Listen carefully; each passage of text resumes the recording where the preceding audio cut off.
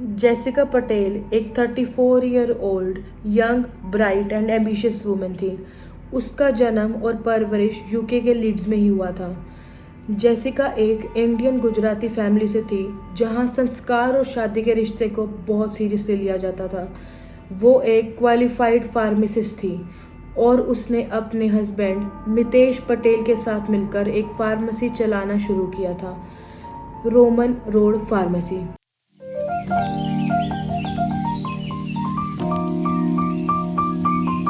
दोनों की शादी 2012 में हुई थी। A traditional marriage. बाहर से सब कुछ परफेक्ट था, बिजनेस सही चल रहा था, कपल हैप्पी थे और जेसिका अपने करियर के साथ साथ एक फैमिली बनाने का सपना भी देख रही थी। लेकिन अंदर ही अंदर सब कुछ उतना परफेक्ट नहीं था। जेसिका की डायरी और फैमिली से बात करने के बाद पता चला कि मितेश पटेल का बिहेवियर बहुत कंट्रोलिंग था।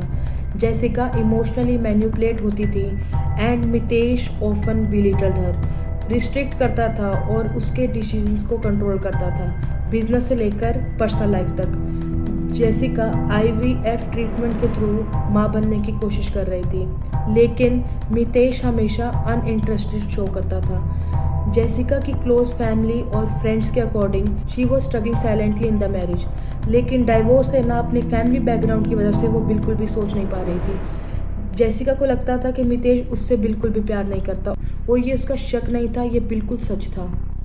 मितेश पटेल का असली चेहरा तब सामने आता है जब इन्वेस्टिगेशन के दौरान पुलिस उसके फ़ोन और लैपटॉप को चेक करती है। मितेश का ग्राइंडर नाम के एक डेटिंग ऐप पर एक्टिव प्रोफाइल मिलता है, एक ऐप जो गे मैन के लिए होता है। उसके अंदर उसके मल्टीपल मेल पार्टनर्स के साथ चैट्स, मीटिंग्स और फोटोज़ मिलती है। मितेश का एक पर्टिकुलर लवर भी था, डॉक्टर अमित पटेल, जिसे वो यूएस मूव करने के लिए कन्विंस कर रहा था। जेसिका के इंश्योरेंस मनी का यूज़ कर मितेश अमेरिका शिफ्ट होना चाहता था, ताकि वो अमित के साथ एक नई ज़िंदगी शुरू कर सके।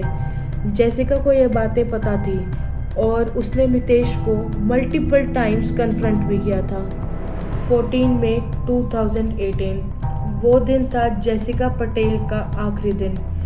शाम को मितेश घर लौटकर इमरजेंसी नंबर 911 पर कॉल करता है और पुलिस को बताता है कि उसके घर में चोरी हुई है और उसकी वाइफ जेसिका का मर्डर हो गया है, वो सांस नहीं ले रही है।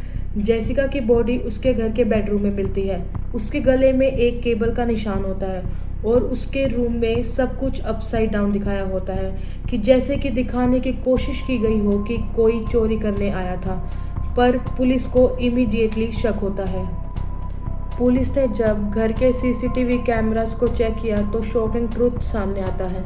मितेश पटेल ने पहले से प्लान कर सीसीटीवी के डीवीआर बॉक्स को निकाला था और उसे डिस्पोज ऑफ करने की भी कोशिश की, लेकिन वो भूल गया था कि उसका अपना एप्पल हेल्थ ऐप बैकग्राउंड में चल रहा था। एप्पल हेल्थ ऐप ने रिकॉर्ड किया कि मर्डर के टाइम उसके घर में किस वक्त कितने स्टेप्स लिए गए थे।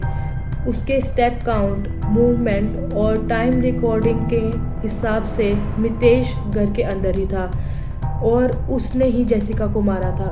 पुलिस ने फ़ोन ट्रैकिंग, स्टेप काउंट और सीसीटीवी फुटेज के गैप्स को मैच करके एक कंफर्म किया कि ये चोरी बिल्कुल फेक थी और जेसिका का मर्डर मितेश ने ही किया था। मितेश ने जेसिका का मर्डर कम्प्लीटली प्री प्लान किया था।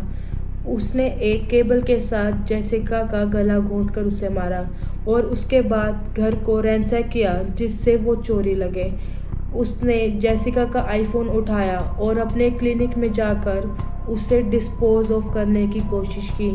घर लौटकर पुलिस को कॉल किया, acting as if he discovered her body.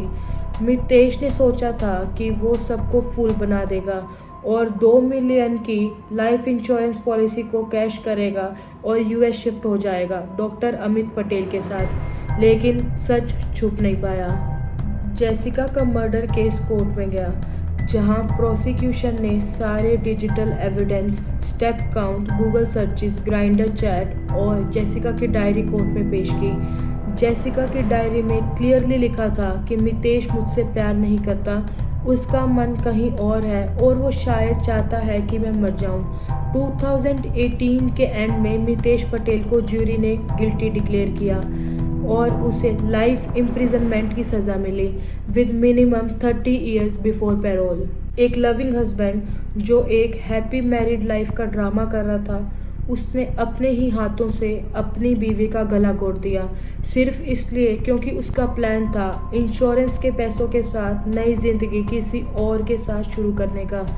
Jessica Patel की मौत ने सिर्फ एक औरत की ज़िंदगी ही नहीं ली, उसने उसके परिवार का भरोसा, समाज का विश्वास और शादी के रिश्ते की फाउंडेशन को हिला दिया। कभी कभी जो लोग सबसे ज़्यादा परफेक्ट दिखते हैं वो सबसे बड़े शैतान होते हैं। जेसिका पटेल के केस में हमने ये सीखा है कि हर चेहरा जो दिखता है वो हमेशा वैसा नहीं होता है। अगर आपको ये ट्रू क्राइम कहानी इम्पैक्टफुल लगी तो प्लीज़ लाइक, सब्सक्राइब, कमेंट ज़रूर करिए।